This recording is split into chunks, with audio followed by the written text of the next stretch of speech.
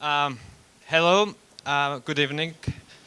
First of all, I want to say that I'm happy to be here okay, thank you, to talk about the role of the government, because in Ukraine right now there's the crucial moment when you need some changes, and you should do it yourself. Um, First, I want to ask how we feel. I mean, tired or no? Okay, so I will make quick. Um, okay, I want to focus on not the I want to focus on generally the role of the government. I'll talk about the Georgian case. We have then the Dutch case, and then we'll compare the North and South Korea. And you can find very important articles, so will be hope interesting. Let's start from Georgian case. Here you can find the information. This is the budget of the Georgian government. It's like 6.8 billion. It was in 2014. We have Yeah, we have very similar tax rates. We have only right now after the 2003, after the Rose Revolution, we changed and we made reforms, and we have only five tax. This is the individual income tax, which is 20%, and you can find the share in government spendings. So we have the corporate income tax, which is 15%. We have VAT, which is 18, and there's the import tax, and we also have one additional tax. This is the property tax, but it depends on the revenue you have, and this is included in other source of the budget. So you can here you can see that the main, the half of the Georgian government. The budget of the government is coming from the VAT. What does it mean? It means that the usually people in Georgia are not like pro-entrepreneurship people, because we don't have the experience to have our own, businesses, because historically, 200 years Georgia was occupied by the Russians, and many times before, and so you can see the character of every Georgians that individual and corporate tax has no such kind of importance in the budget. And yeah, with this slide, I want to show that our budget and the structure of the budget of Georgian government is very simple. Before 2003, Rose Revolution, there was many taxes. I don't remember exactly, but I remember that my father has some businesses. And there was fully corruption. There was many agencies, for example, food safety agency. Right now we don't have such kind of agency. And the people, the guys coming and say that they just give us the money and will not create the problems for your business. So right now it's clear. It's very easy to make and to pay taxes. So here you can find the government spending. I want to make that the government service, it means the salary, administration costs, like electricity and building. It's like almost 23% in the GDP, the share in the GDP, in the government spending, and this is very high level. And second, there is the social security. It's like the pensions, pension funds. We don't have, I mean, the pensions, we say that this is the social security for people more than 60 years old. And it's, if you sum these two points, you can find that the half of the government spending comes to the social security and to the government service. Then we have here the education, which is, I mean, how much? 9%, too small. And this is the, here you can find the functions and what the people in the government think they should do, right? This is the tasks, everyday task for Georgian government. And I mean, this is very bad because from this picture you can see that the government service and the social security, which is not important for the I mean developing country, has the half share of the government spending. What happens in Georgia? If you start after the collapse of Soviet Union, you can find there was two wars and the occupation of the two regions in Georgia by Russian government. But after 2003, you can see that the average Georgian was very poor. It was like every year income was, GDP per capita was $2,100. And when we started the reforms, but it was very radical reforms, many people, usually people who grow up in the Soviet Union time, they don't like new government, but the new government still continued the reforms. And you can see that the high level was in 2007, before the world financial crisis and before the war that Russia started against Georgia in 2008. So in this point, every year growth of the economy was more than approximately 10%, which is very high level for such kind of country. And it happens because of the reforms, because of the I mean, crazy people in the government who decided to change everything. I mean, we started from the police department, which was fully corrupted. And also, right now I'm proud because I trust the police, and you can't see any case when the police guy takes some money for something. It's me. And what is the result right now? Right now, if you want to start business in Georgia, it's very business-friendly place. You need just to go in the Ministry of Justice, pay 100 plus 10 lari to register and plus upload your charter of the company. Wait 1 day, usually takes 2 hours, but they officially say that it needs 1 day. And next day you have your own business, and you can. This is Georgian letter, and you can find here that the declaration of the was successfully sent to the revenue service, and you can very simply use. I mean, our revenue service. These tools, and here in this picture, I'm if you know the Gudauri ski resort. I like skiing in the winter.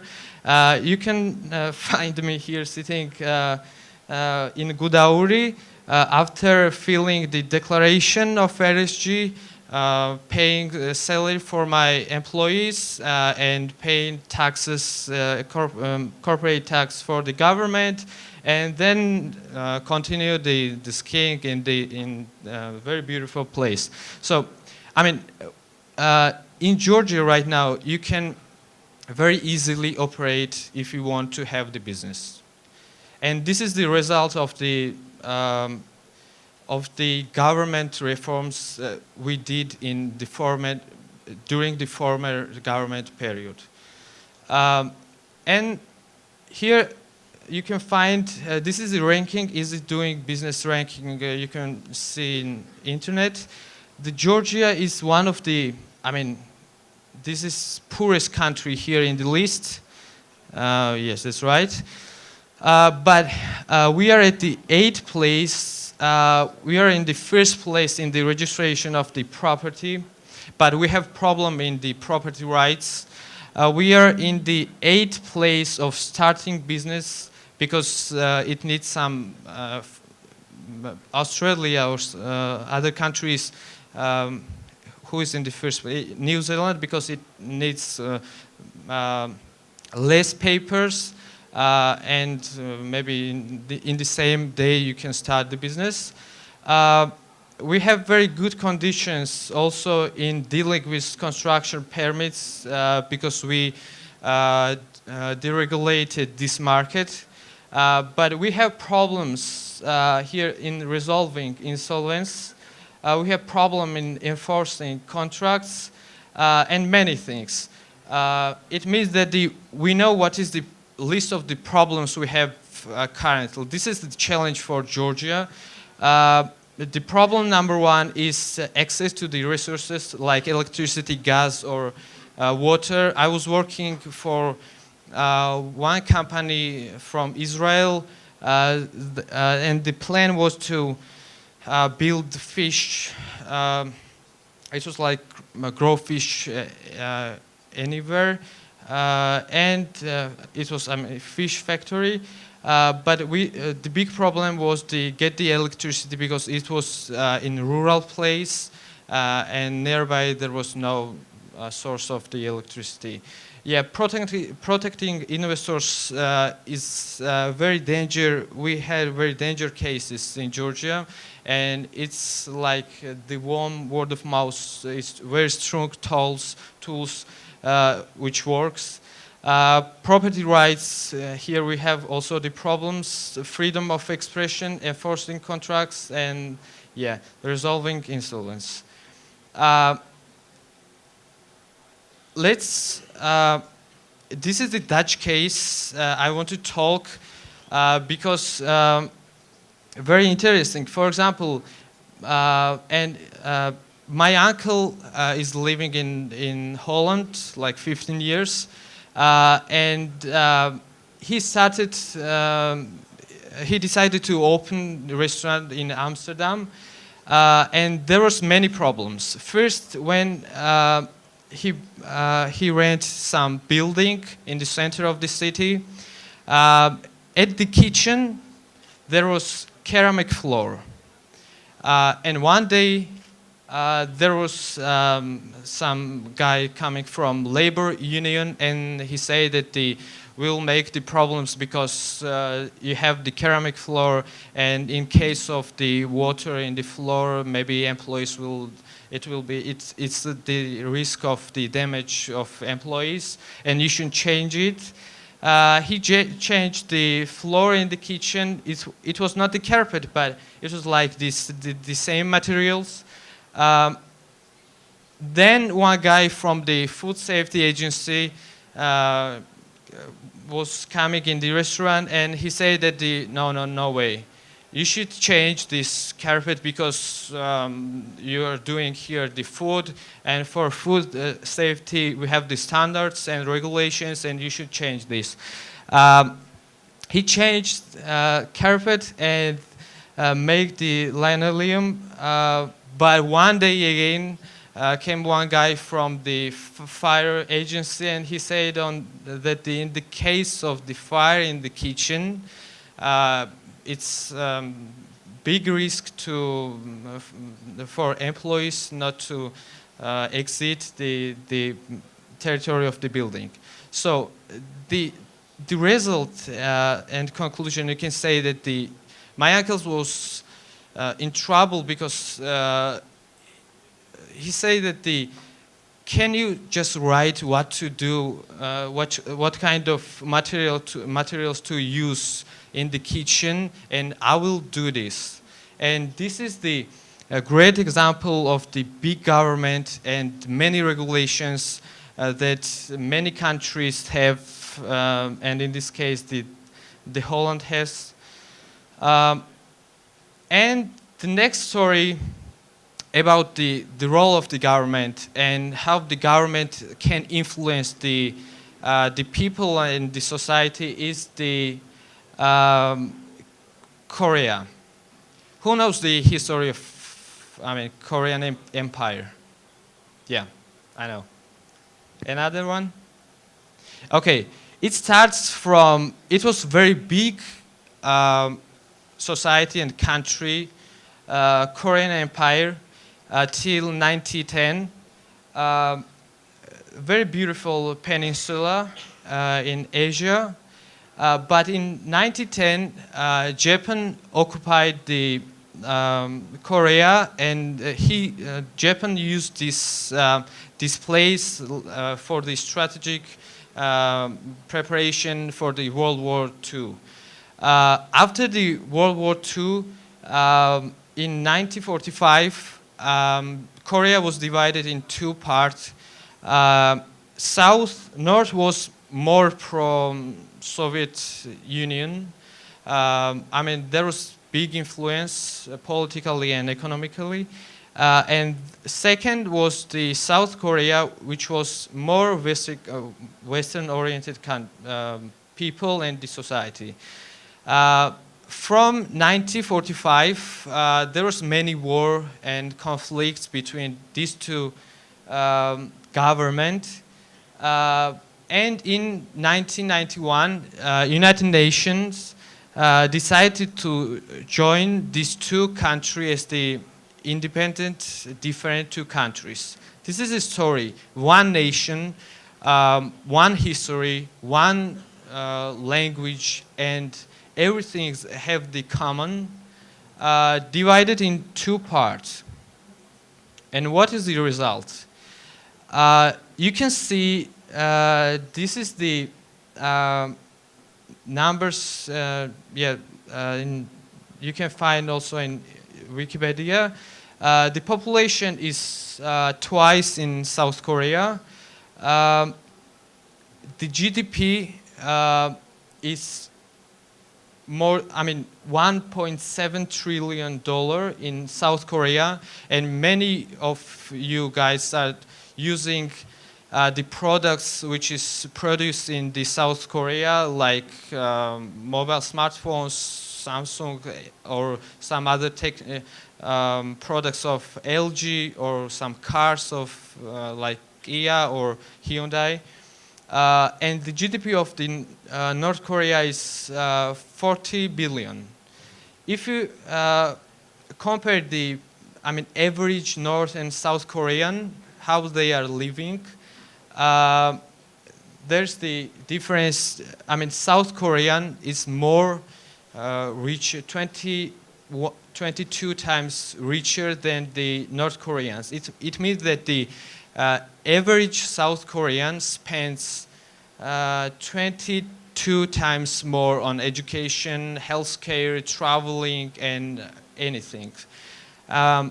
Here is the Ukraine. The population right now is 44 million. GDP is 373 billion, and the per capita, it's with the PPP, it's $8,240 US. It means that right now you have the better conditions than the North Korean, much more better, but you need some reforms to be like similar with the South Korean. And I truly say that I envy, because Um, Geopolitically and economically, Ukraine is in a very good place. You are more close to the European countries. You have very good, not the very good neighbors, but yeah, better conditions than Georgia. And there's I feel this is my first time here in Ukraine, in Kiev. And I feel such kind of opportunity here. Even yesterday I was thinking that how to connect my life with the Ukraine because the things that is changed is happening right now. There's the very crucial moment for the Ukrainians to change their life for better. And I think that the society like you, the people who are here, and the people who share the ideas of liberty, and the people who are interested to develop their country more oriented on the free market, can do this, and only you have the tools to change your lives. The best indicator of the success, as the Tom Palmer said, is this map. Sorry. This is the picture from satellite at night, and you can see the South Korea, which is fully in the light. It means there's the very big economic development, and you can find in North Korea, maybe there's the residence of the president, I don't know. Only in the capital you can find some very small light, but totally the country is in trouble. But they don't know that they are in trouble because they don't have the access on the internet. They don't have even the mobile phones are, I mean, very, only the government guys has the permission to use this. And they don't have the information what in other countries happens. If it happens that they can use the internet, they can find other countries' cases, they can find how the other people are living in the world. They will. I hope that it will be. I mean, it will be big problem for the current government of the North Koreans. And yeah, I mean, the Georgia and the Ukraine has the same problem. This is our neighbor, which is Russia, and it makes us many problems, which is economically very dangerous for our development. Also, but we should try to overcome this problem. I don't know how, but we should try, because in the other way, there's no chance to get more better conditions for your future children, and for your country. And here I want to make some suggestions. This is not, I mean, final or best recipe for the success, but what you need to build. You need to build the country where the government will change without the revolution. There was, in Ukraine case, there was the Orange Revolution in 2004, right? And yeah, the Maidan, what happens just years ago. And because this is very important to feel that you have this stable society, which is, and the processes are here very democratic. Also, they became business-friendly place because for the people and for the individuals who own the capital and who have some incentives to move their capital in other countries, this is very big incentives to if they see that this is the best place for doing business. And lower taxes. Yeah, you should compete with the neighbor countries because it lower taxes, small government. I mean the effective government is a crucial moment for the successful things you should do and realize in your country. And yeah, deregulation and less regulations.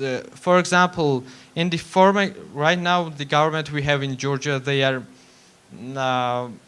more, I can say that more socialists because they love the regulations. They started to create some new things, but it's very terrible for the development of the country. And of course, as I said, they compete with the neighbor countries because when I have the money and there's no, restriction to invest in, for example, in Armenia or in Georgia or in Azerbaijan, in the investor side, you will invest in the country where there's the better conditions like lower taxes, small and effective government and less regulations. And property rights. This is the, yeah, we have problems here, but right now we are trying to make this better because we started some kind of reforms in this side, but there's still we are still in the process. And freedom of expression, which is individual right, and you should allow this in every time in the history of your country. Thank you for your attention, and if there's the questions, please. Пожалуйста, представляйтесь и говорите свой вопрос в микрофоне. Сейчас я передам вам.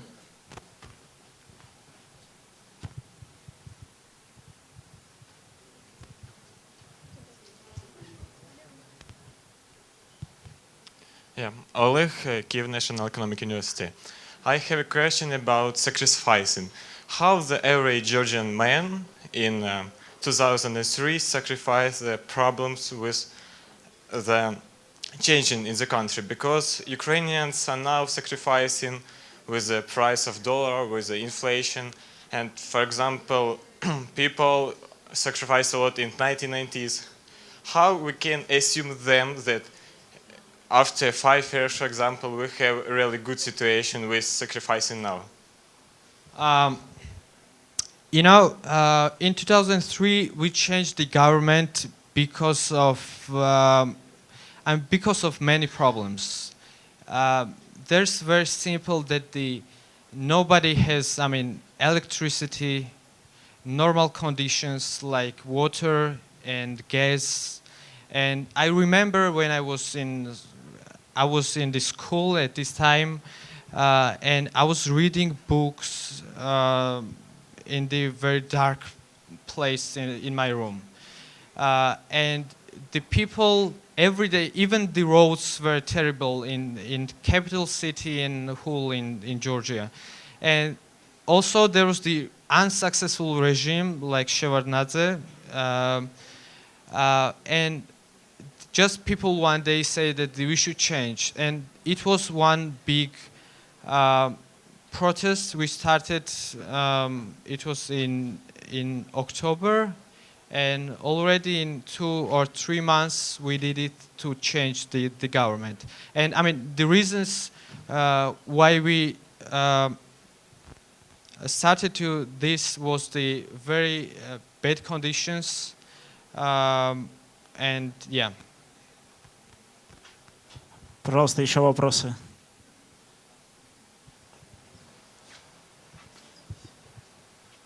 Sergey Bronin from Russia.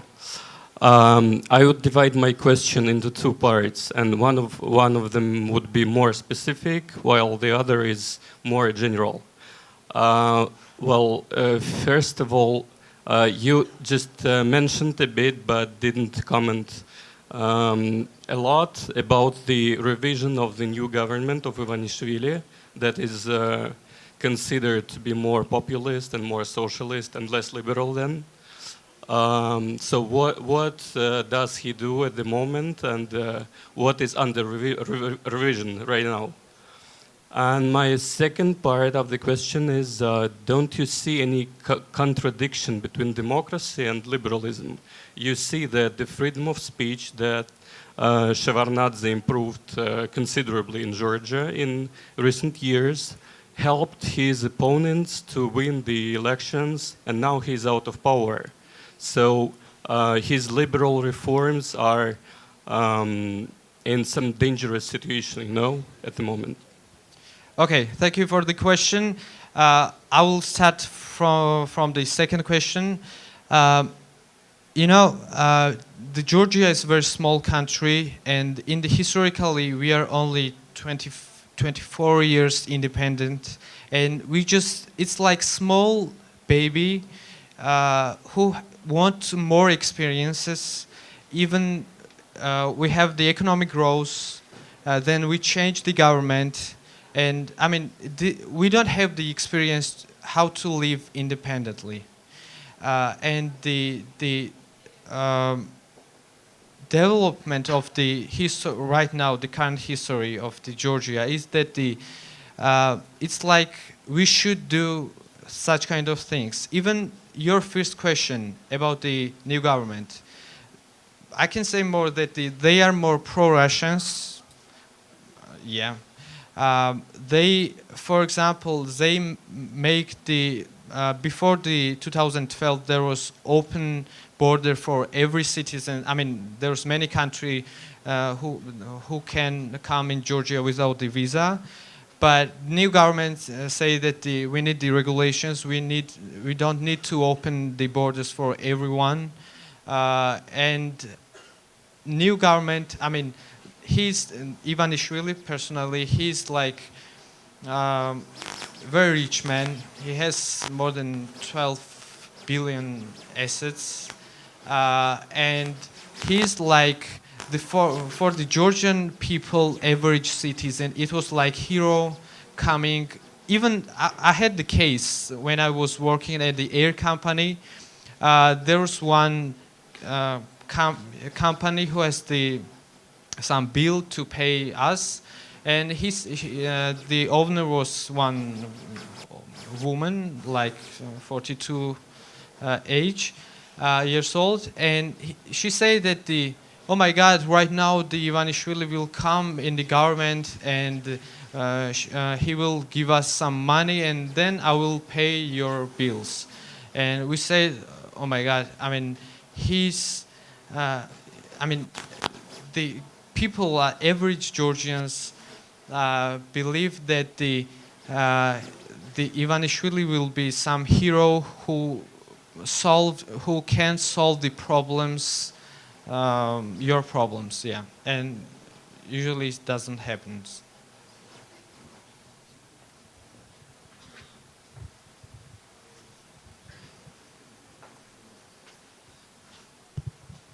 Hello, thank you for your interesting presentation. My name is Hanna Polishchuk. I'm from Kiev Academy, and also I'm a representative of non-governmental organization EJA Kiev.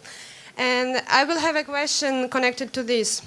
What is the role of non-governmental youth organization in Georgia, and do they make any influence on government policy making? And if they do, how big is this influence? Because, for example, in Ukraine, in Kiev, especially, we have a lot of them, but they work kind of independently. And I think that it would be a nice idea to cooperate, and maybe we will have an influence on our government like this. Yeah. Thank you. Thank you for the question. Yeah, of course, the non-government organizations have, for example, in Georgian case, we have very big influence, and we are everyday life. We are involved in the processes and in decision making of the new codes, for example, labor code and something other things. which new government want to change. I can say that in 2010 we started with my friends who are here. We founded the non-government organization, which was more oriented of pro-liberty movement and also in macroeconomical things. And one of the projects was it's like Georgian Youth Parliament, which is the idea is to connect the young students together and make some stimulation of the parliament. And for example, 1 month in September, we changed one of the regulation in the. It was connected with the investors through the Georgian law.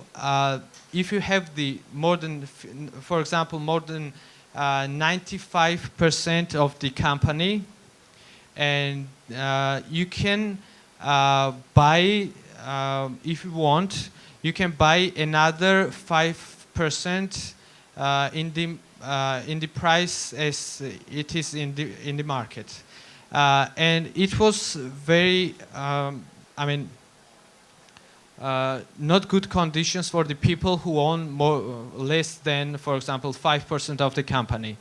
And we give them the proposal, we give them the offer to change this law, and we did it. Right now, you can, if you have the more than 95% of the company shares, you can't just, if you want, one day if you wake up and say that, okay, I want to buy another 5% of my company shares in the market price. Right now you can't, but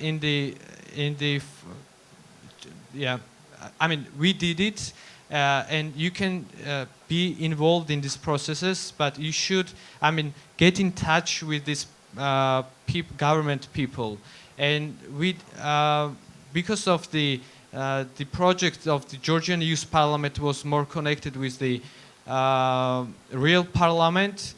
We have some sessions there, and we have some meetings even with the current members of the Georgian parliament. It gives us the chance to give them and make them the influence. Еще вопрос?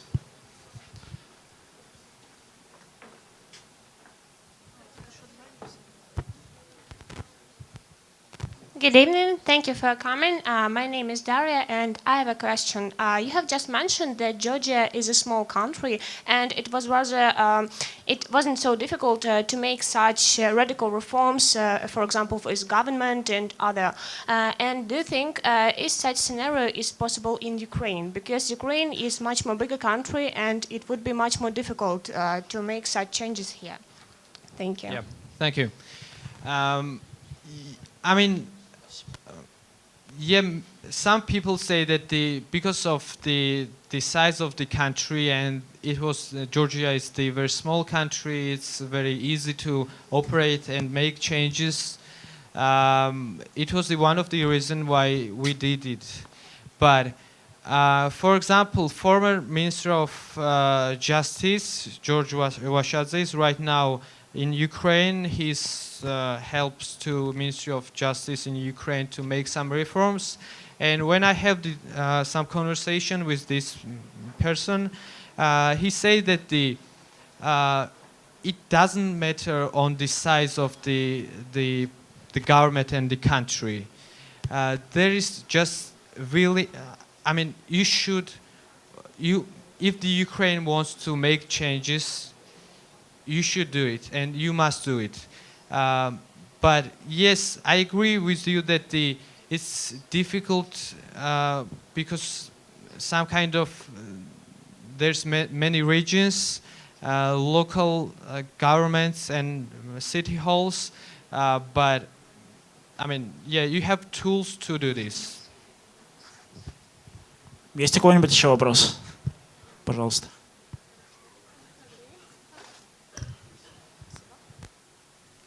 Hello, my name is Daria.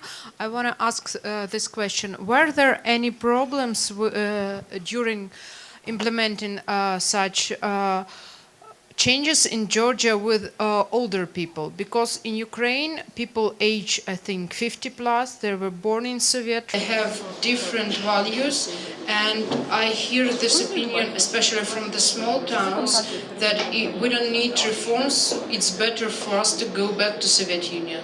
Thank you. Yeah, thank you for the question.